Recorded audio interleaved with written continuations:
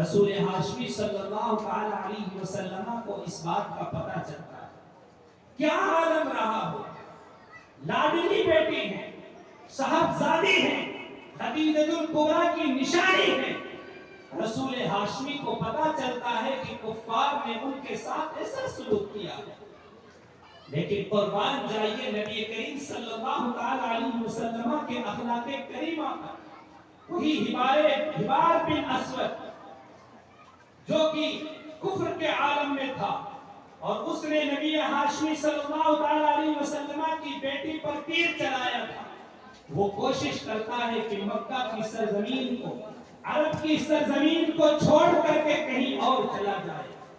لیکن وہ آخر میں نتیجہ پاتا ہے کہ اسے کہیں پناہ ملنے والی نہیں ہے، اسے ایک ہی بارگاہ میں پناہ مل سکتی ہے، اور وہ ہے رسول ہاشمی صلی اللہ علیہ وسلم کی بارگاہ۔ وہ آتا ہے اور حضور کی بارگاہ میں جب وہ آتا ہے تو صحابہ کرام کی نظر پڑ جاتی ہے۔ صحابہ کرام حضور اس کی بارگاہ میں عرض کرتے ہیں، یا رسول اللہ حبار بن اسود ہے۔ حضور فرماتے ہیں، میں نے اس کو دیکھ لیا، میں نے اس کو دیکھ لیا ہے، اگر کوئی اور ہوتا تو آقا دیکھ کر فوراً اس پر حملہ آور ہوتا، کیونکہ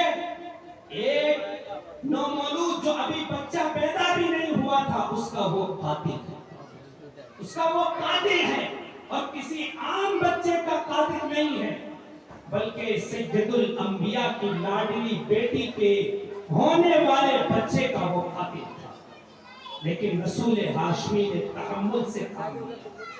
عفو درگزر سے کام لیا، اور حضور نے کہا، اے حبار بن اسود ذرا بتا آنے کا مقصد کیا؟ وہ کہتا ہے کہ اس حادثے کے بعد میں سوچتا رہا کہ دنیا کے اندر کہیں مجھے پناہ مل جائے، کسی جگہ چلا جاؤں، لیکن مجھے آخر کار میں اس نتیجے پر پہنچا کہ رسول ہاشمی کی بارگاہ کے علاوہ آپ کی نرم دلی، آپ کی معافی، آپ کی درگزر اور آپ کی سماحت کے تعلق سے میں نے اتنا سن چکا ہے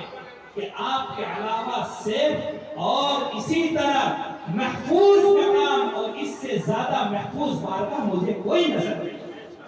یا رسول اللہ، میں سچے دل سے توبہ کرتا ہوں، آپ مجھے معاف کر دیجئے اور دائرہ اسلام میں داخل فرما دیجئے۔ رسول ہاشمی صلی اللہ علیہ وسلم نے ان کی معافی کو بھی قبول کیا، انہیں معاف کر دیا، اور اسی طرح مشرف پر اسلام۔ نعرہ تکبیر، نعرہ رسالت، جشن میلاد رسول، اخلاق رسول، نعرہ تکبیر، نعرہ رسالت۔ حضور کو حکم کیا گیا، خود العفو، معافی کو اختیار کریں۔ آپ نے معافی کو اس انداز میں اختیار کیا کہ آپ کے معافی کے انداز کو دیکھ کر کے شقی القلب، سخت سے سخت دل والے مشرف پر اسلام ہوتے ہوئے نظر آئے۔ ایک غزوہ سے آپ جب لوٹ رہے تھے، راستے میں آپ نے پڑاؤ ڈالا، اپنی تلوار کو جو ہے آپ نے درخت سے لٹکا دیا، آرام فرما تھے، ایک بدبخت آیا، عربی آیا، اور اس نے تلوار کو تان دیا، رسول اللہ کی گردن پر رکھ دیا اور کہا، من یمنعک یا محمد، اے محمد صلی اللہ علیہ وسلم، ذرا بتاؤ کہ تمہیں مجھ سے کون بچائے گا؟ حضور کا یقین تھا اللہ کی ذات پر، ایسا یقین کہ کائنات میں کسی نے ایسا یقین نہیں پایا۔ حضور نے فرمایا اللہ، اس نے دوسری بار کہا، من یمنعک یا محمد، حضور کا جواب تھا اللہ۔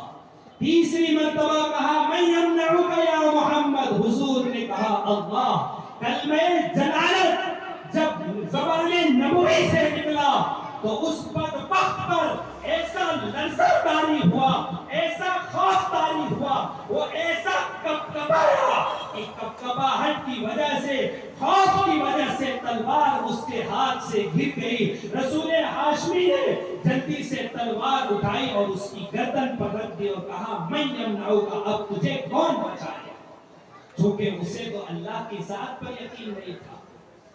تو وہ کہنے لگا کہ کوئی نہیں بچا سکتا بس الا یہ کہ آپ معاف کر دیں. حضور نے کہا میں نے تجھے معاف کر دیا. حضور نے کہا میں نے معاف کر دیا. سید الانبیاء کی گردن پر تلوار رکھنے والا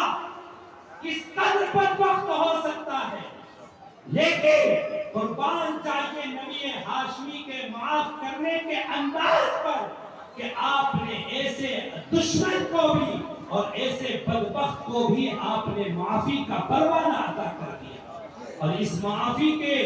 کا اثر ایسا ہوا کہ جب وہ شخص اپنے قبیلے لوٹتا ہے تو قبیلہ لوٹ کر کے کہتا ہے کہ اے لوگوں، میں دنیا کے ایسے شخص کے پاس سے آ رہا ہوں کہ جو اس دنیا کے اندر اخلاق کے اعتبار سے سب سے بہترین اخلاق کا مالک.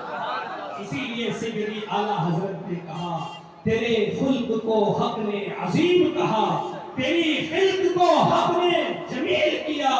کوئی تجھ سا ہوا ہے نہ ہوگا شفا تیرے خالق